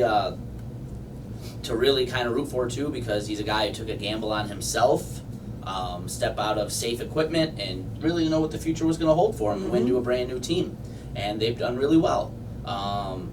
Contrary to common belief, it is not the old Furniture Row team. It's a different team. They got the Joe Gibbs alignment, but that still doesn't make it easy. Exactly. And It's not the same they made it guys. work, right? If I had to add somebody, looking up, you know who I thought had a really good start to the year, kind of fell off, but still, with Michael McDowell early in the year, I mean, was doing some things. So he's another guy who Yeah. you'll see him up there in the top 15. Sometimes you just kind of look at it and you're like, really? right. So yeah, those are my underdogs. Yeah. You got any more to Yeah, add? I definitely got some underdogs. Matt DiBenedetto, to agree with you guys. I mean, we've all seen it. He's been having a hot year. One of the best years we've seen out of this guy. Right. And then I got to go with Eric Jones. And look at how he has been performing the past 4 races. He's had all top 5s. It's just crazy to think we have to put a Gibbs car in an underdog position, but Yeah, yeah, I was yeah. going to spark that debate, actually. it was. So, yeah. I don't know if I necessarily put him as an underdog. It's just he's finally living up to expectations of what you should be doing in a Gibbs car. I feel like he's kind of having like a little bit of a career like Chase Elliott. It's just getting them a long time to adjust to these cars. Like, we saw him in the Xfinity Series. He was hot. He was winning week after week. Yeah. Then he enters, the Cup Series, and so far his only win is at Daytona. But with all these finishes that he's had the past like 6 or 7 races, I wouldn't be surprised if we saw him get a win soon enough, because Right. he's been right there. Yeah, it's not like he's running 25th every Oh, week. yeah. He's right there every Huge time you turn improvement around. from Right. last year and when he was with Furniture Row. Right. Now, do I think he could maybe benefit from a change of scenery if like an SHR seat opens up? Might not be the worst thing, but it's another one of those things. It's the driver, the car, the crew chief, the fit. Can they make the car drive the way he wants it to drive, and can they make adjustments based on what he tells you? I mean, look at Suarez. Sorry to interrupt, but look at Yeah. Suarez entering SHR. He's Right. having such a better season than when he was with Joe Gibbs. It's okay if you're going to interrupt me if you're going to say the same thing I was going to say. Yeah. Yeah, that's exactly what I was going to use as my example. Okay. No, and same thing, yeah, look at a guy like him that Suarez, got out over there, didn't do well in the 19. I thought was put into a rough situation, and now he's over in the 41 and a little rough early, but that team's kind of come alive, and he's looking pretty racy here lately. Oh, you so. got to give him time. I mean, he wins the Xfinity Series championship and then immediately puts him in the 19 for the Cup Series because Yeah. Carl Edwards, he wants Unexpectedly, yeah. no one knew that was going to happen. Yeah. And so Suarez, he's like, oh my God, I'm driving the 19 car for the Cup Car that Series. nearly won a championship the year before. Yeah. Yep. So no pressure at all, bud. Go out and do it, but yeah, so. Here you go, buddy. Good luck, don't suck. Yeah. And he kind of did.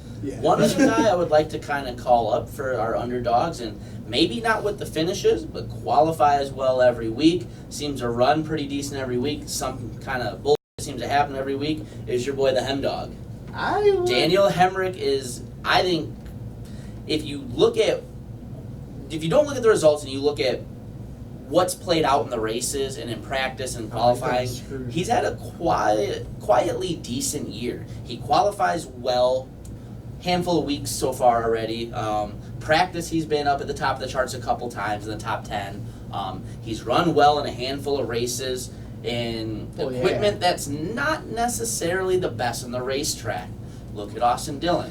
He's in that same kind of pattern. So, and here's a guy who's coming up into a tough situation and, by my standards, succeeding. Would they like to finish a little better than they are? Yes. Some of those are out of their hands. Daniel Hemrick has Right. gotten screwed out of some good finishes before, but what really turned my eye was that Pocono run he had last week.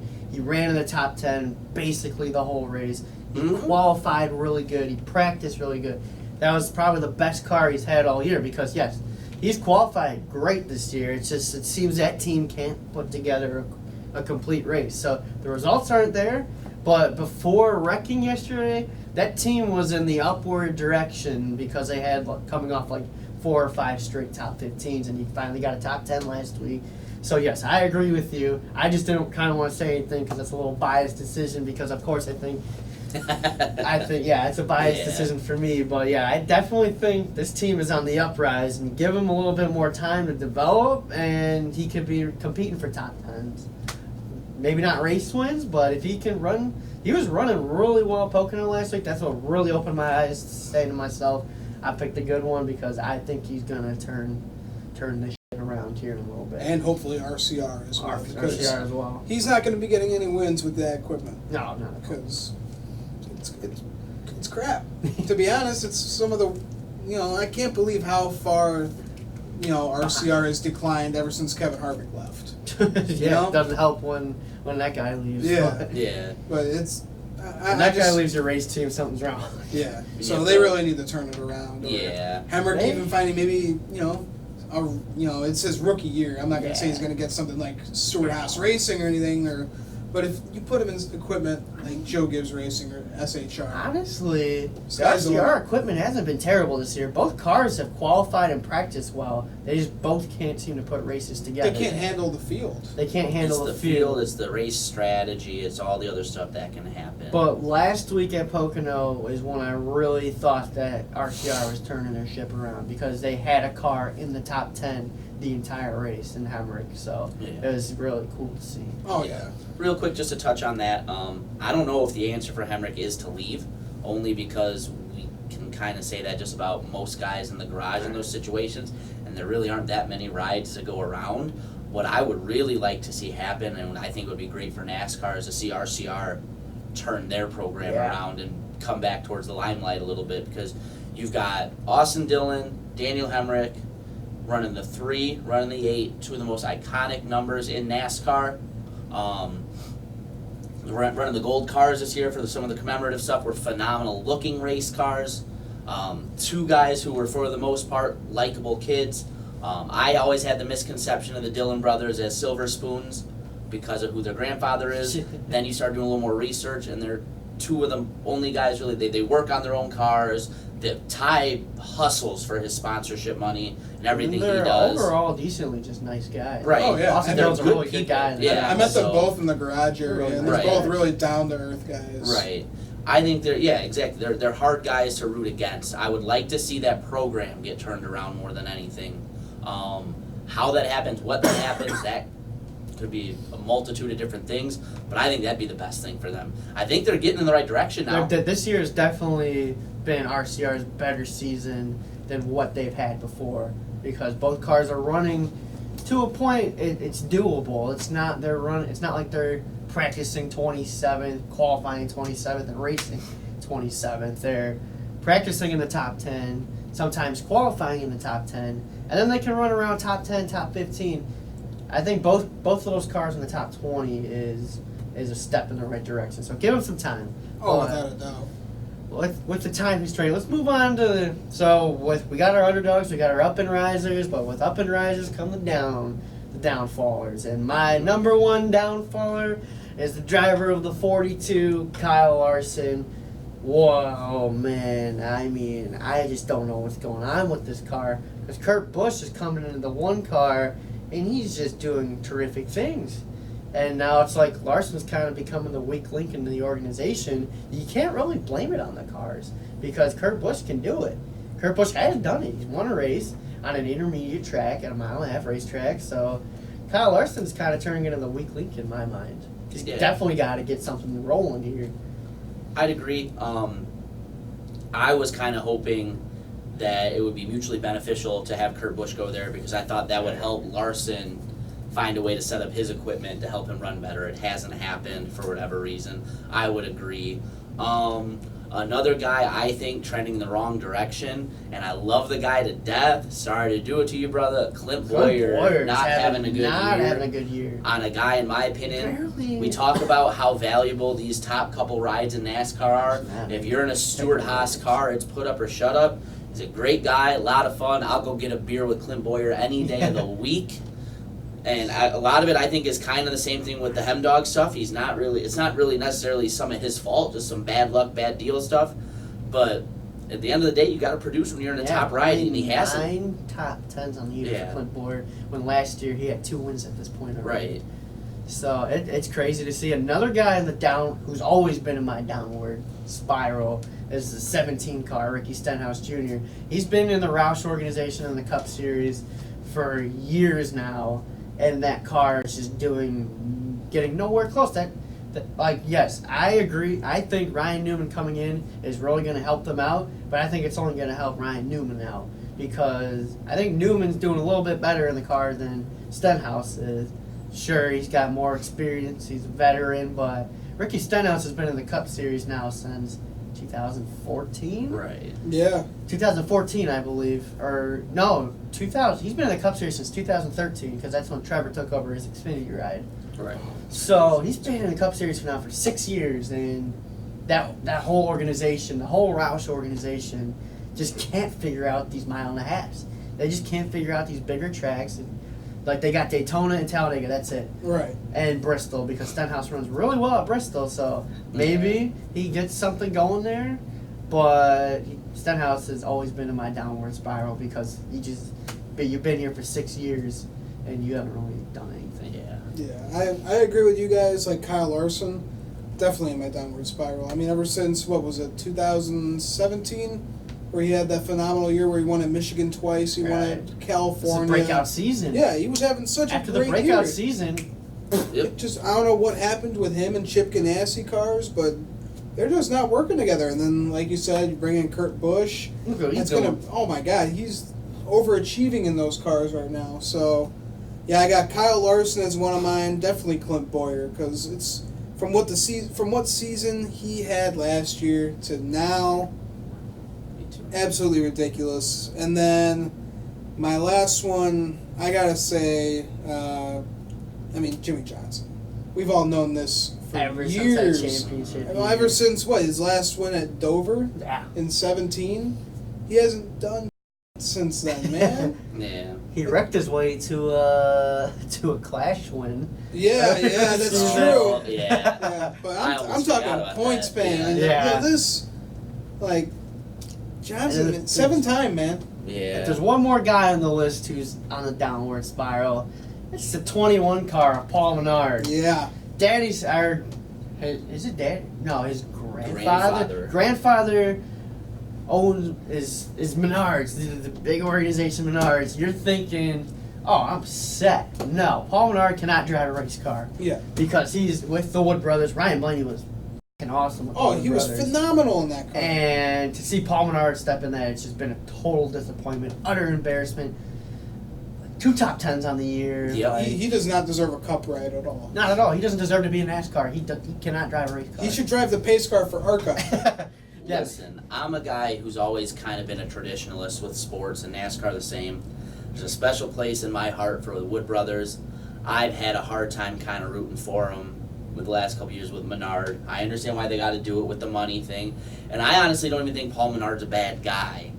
No. He's relatively consistent, but at the same time, does he really deserve to be in that 21 equipment? It's just not really good consistency. Yeah. He's consistently 17th, 18th place driver. Yeah. Right. Blaney was doing a lot more in that 21 Blaney was a winner car. in that car. Yep. That car is easily, it should be finishing top 10 week in and week out. Absolutely. Yeah, it's a back half of the top 10, front half of the top 15 car, I think, most weekends. Yeah. So, and I just want to add one little guy, too. And not that he's really ticking in the wrong direction, per se, but look at Eric Almirola on the year. He's 9th in the overall standings off Racing Reference, 1 top 5, and he's got, 10 top 10s this year so far? Yeah. 1 top 5 in SHR equipment is a little rough, too. I get it's also probably hard to have a huge benchmark for him as he had a phenomenal year for the most part last year. So it may just be kind of a sophomore slump at the team there. I know he's not a sophomore in racing, but a sophomore slump at the team there. And it seems like as a whole, SHR hasn't been as great as they were last year, so there could be something with the package and everything with the Mustang. But you know what?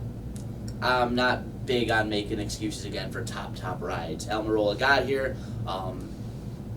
1 top 5, when I'm looking at the list right here, is alarming to me to be in an SHR car with 1 top 5 this late in the season. What are we, 22 races in now? Yeah. Right. It's not Right. good.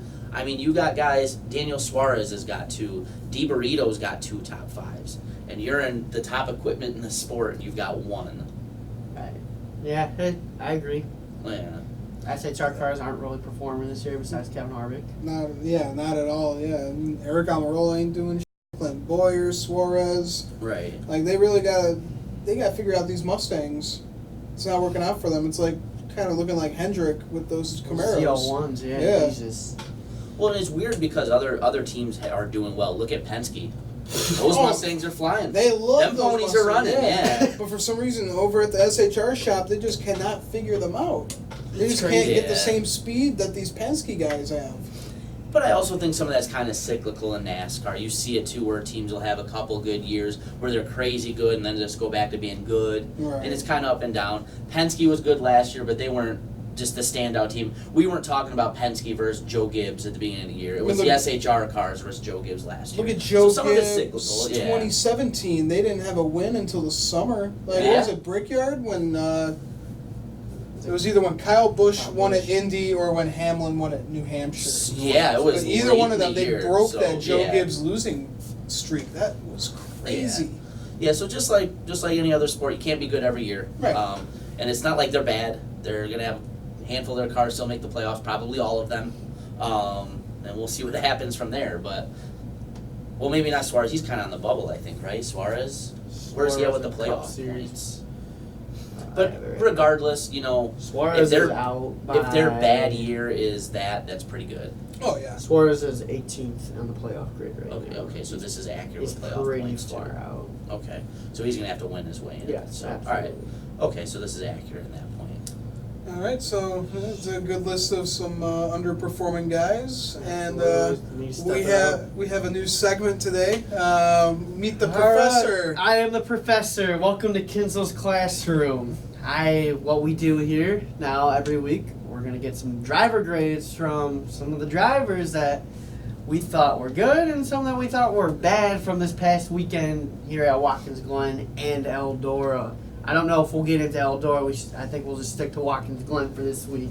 So we'll just jump straight into the Cup Series. So what I'm gonna do, I'm gonna give them a driver, and they're gonna give them a grade, and I'm gonna see if I agree or disagree with them in the end, because in the end, the professor trumps it. So my first driver for you guys, I'll give it to you right away. Kyle Busch, what's his driver grade at Watkins Glen this past weekend? I'm gonna go C minus, and here's why. He had some incidents that cost him track position. It cost him time, beat up his equipment. But you know what? He still didn't have a terrible finish. The car was still fast. It wasn't a total loss for the day, but at the same time, gotta be faster than that there. Anything with him where he's not running, top five, getting points, he's gonna be mad, and it's just not a good day by their standards. Good answer, student. What do you got for me? I feel like either a C minus or a high D. Just the way that he raced was unacceptable. He's racing these guys like they're veterans, and these guys are Bubba and Byron. They're both new to the Cup Series, Yeah. and he's freaking beating and banging them like he was being a real bully on the track. I don't like bullying, and this is school right now, so we don't take that. So I'm gonna give him a D plus. That is exactly. But he did get an 11th place finish. I was gonna give Kyle Busch a D plus because he raced like, and he did not have a Kyle Busch day that we're all used to seeing at the end of the day. At the end of the day, we're used to seeing Kyle Busch top 5, top 3, most week in, week out. And this was a very mediocre day for Kyle Busch. So to walk away with 11th, he was pretty lucky after a couple of spins. So Yeah. D+ for Kyle Busch. All right. All right, who else in this jumble? All right, 6th place finisher, Matt DiBenedetto. Grades. Given the team, given the kind of year he's had with his career and everything, I got to go A. It's an A. It's not a top car, regardless of the alignment. It's not a guy that's ran up front all year. To come out and get himself another top 10, get some momentum going in that car. Realistically, I don't know what more. That's got to be a win for that team. Absolutely. I know he wants to get to victory lane, and I think they're on that trajectory now. But given all the context we have right now, that's a win for them in my eyes. That's an A performance to me. I gotta go with you, man. A+ for me. A+. Phenomenal. Yeah, I was thinking A-, B+. I mean, yeah, Matt DiBenedetto is having a terrific season. 4 top 10s in the last 7 races. Kind of want to see a little bit more out of him now. Oh, now yeah. that he thinks I think that this could be a team that could run in the top 10. He's shown it at these other tracks. It's not just the road courses. He's shown it at other tracks. We're coming up to a big track of Michigan this week, so we'll see what happens. But yeah, I definitely think, given the circumstances, A-, B+ for Matt DiBenedetto. All right. 23rd place, Joey Logano. Driver grade. Oh, that's an F. Yeah, that's an F. Yeah. Yeah. For I'm Joey, glad. Yeah. for Penske, that's an F. Like they Yeah. it was just a terrible day for that. Was Right. he involved in any incidents? He might have been, but nothing that's Yeah. immediately standing out to my mind. But just like you said, Penske's been one of the most dominant teams on the track, them and Joe Gibbs this year. For that car to be running that deep in the field, unacceptable by their standards, and I think Joey Yeah, would be he the first one to tell He you. started 14th in that in Right. this race. So yeah, to see a Penske car running 23rd, that's an F, and that's a get the hell out of my classroom. Yeah. Yeah, Shit right basically. Yeah. That should be a top 5 That- finishing car. That's a every summer week. school performance right there. Absolutely. So I didn't want to give you guys any of the easy guys. Like I could say, give me a grade for Chase Elliott. I think we all have to agree that's another A+ performance Yeah. right there. Oh yeah. From just total domination week in and week out. So kind of just give you guys some guys in between, some top 10 guys, some guys out of the top 10s who we're used to seeing. So that concludes class. Go to recess. That's it for Kinsl's classroom for this week. Well, that was a good segment. So let's talk about in the hunt. We got a playoff picture for all 3 series. It's What gonna, do you be guys it's think? gonna be a tight battle with the truck. Only 1 spot left open, Yep. 2 races to go. Xfinity's kind of yeah, but in the Cup Series, you just never know what's gonna happen. You don't know who's gonna squeak their way in there. So we're gonna have some good races here till the end, and come Indianapolis for Cup and Xfinity. It's go time. And we'll be there. We will be there. Yeah. You will, yes, that is true. So yeah, and so upcoming races at Michigan this weekend. There's definitely You're going to. You're Yes, going I to will this be at one. Michigan with my girlfriend and one of our buddies we watch the races with. So I went to the first Michigan race this year. Rain out and nonsense is starting at 5 p.m. the next day aside. Was a phenomenal experience. Really cool racetrack, I think, to watch a race at. If you haven't been there, I recommend it. That wouldn't be a bad stock car Good old spectacle Irish Oh, yeah. trip next year too. It's not that far, and StubHub is pretty nice to me on the deals for that place. All It's a right. good time. So So yeah, we need guys to step up and get a good run. Who are we thinking of? Truck Series, I'm thinking Ben Rhodes off the bat right away. Yep. I'm thinking Ben Rhodes, Harrison Burton, and Todd Gilliland. If they want to make it to the playoffs, Michigan is a good start for you. Yep. And if I'm looking at Xfinity Series, a guy who really needs to step up for me in that series, I don't really know. I mean, it was for me before it was Austin Cindric because he's in the 22 car. Xfinity car is always a good car, so he kind of took care of some business there. Looking I at got one. I think a guy that's got to step up in the Xfinity series. I think John Hunter's got to get something going I'm here. thinking John Hunter and I'm thinking Brandon Jones. Yep. I don't know how Brandon Jones is still even in the playoff hunt because he's having a really seems like a crummy second half to the season.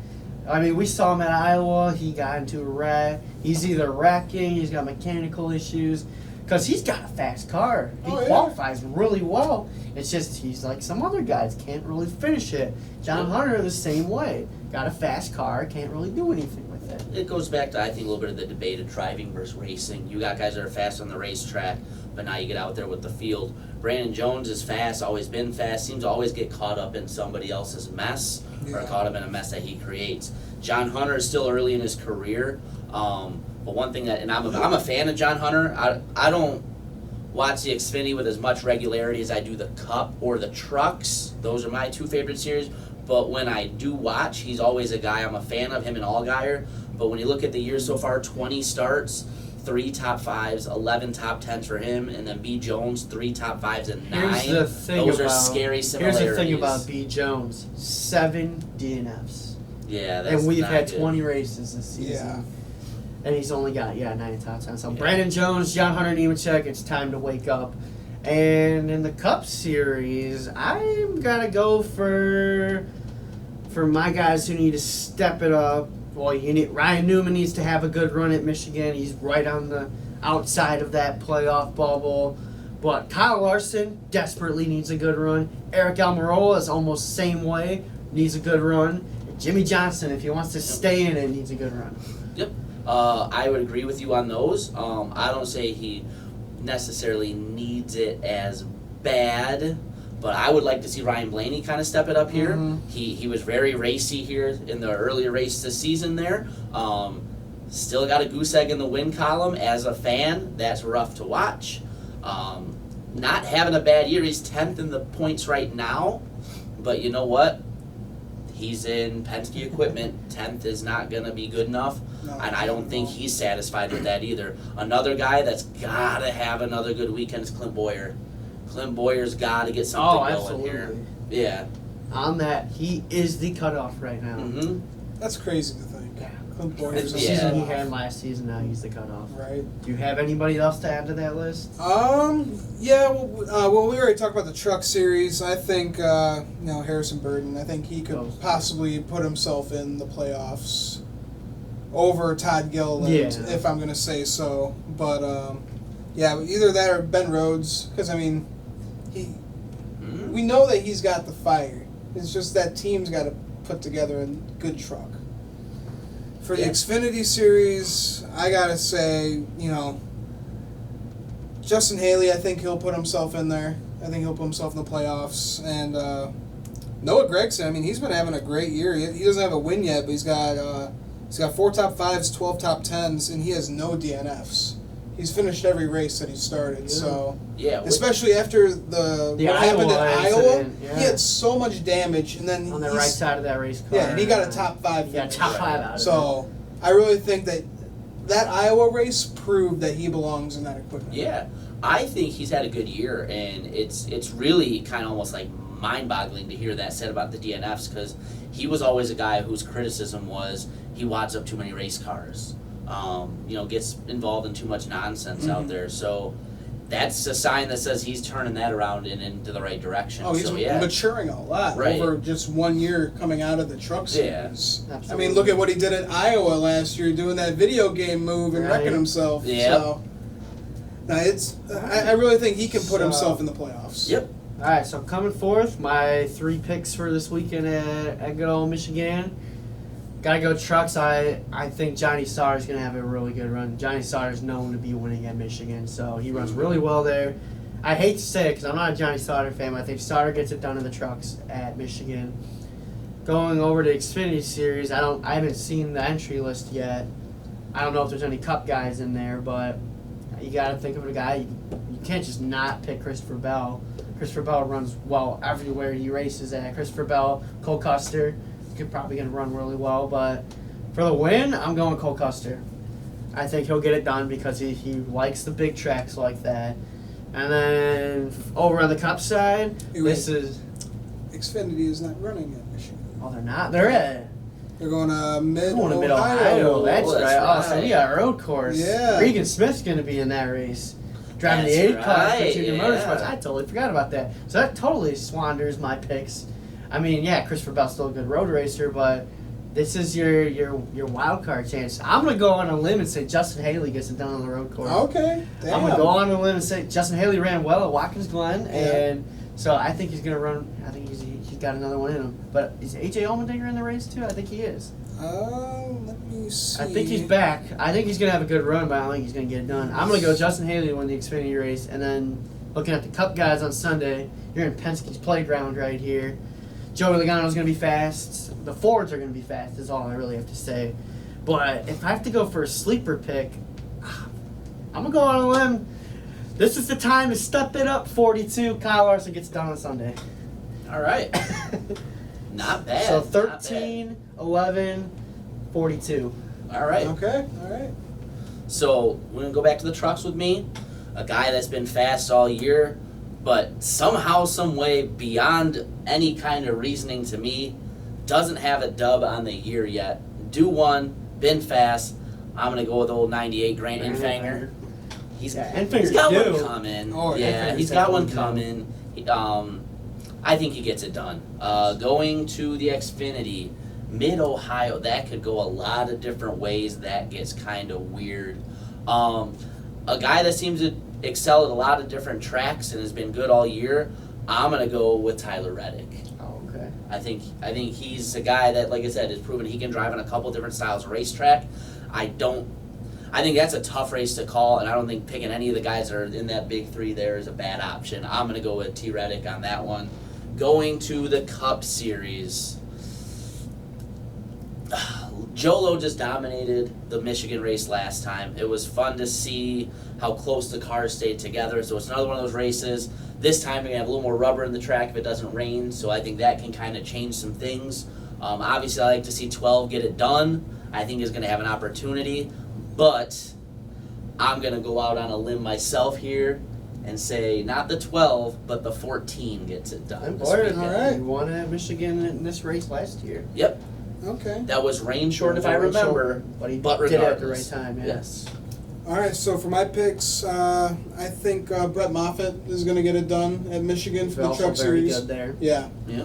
And then Xfinity Series, Mid-Ohio. Go either way. Yeah, it can go anyway, but I think first one of the season, he did it all last year at the road courses. Justin Allgaier, he's going to get it done. He's finally going to get that dub, secure himself in the playoffs, because we all know he's capable of doing it. I'm surprised that we haven't seen him do anything this season. Right. So It's been a rough one.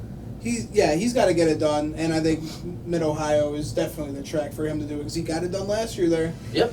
So, and then Cup Series, it's always hard to pick with this package, but I think, Keselowski, I think he's going to get it done. He's going to be the firstborn Michigan racer to win at Michigan. So That would be really It's cool. like Ford's background. It's like Ford's playground at Michigan. Yeah. The Fords are always fast there. and So. they should. I mean, they're from Detroit, Yeah. so there's no reason they shouldn't go fast in Michigan. Okay. And then might as well let a Michigan-born Right. racer win there. So I'm surprised no one from Michigan has won there yet, It's going to be a good week of racing. That's Oh, for sure. yeah. We get our chances. If I remember correctly, until he got into some damage, old 20 was fast there last time too. So EJ, he's a Michigan boy too. So. Yeah, so we'll see. I mean, and he has been fast week in and week out, so Yeah. maybe he might get his first win of the season in Michigan. Possible. I agree. Very possible. All right. So, I think we got through everything we needed to get through. Yeah. So, this is our first time trying it the new way. I think it went really well. Hope you guys With like the it. segments and everything. So, Yeah. Yeah, thanks for watching the Stock Car Spectacle. I'm Ian Jortson. I'm the Gambling Man. And I'm Nick Kinsel. We'll see you next time.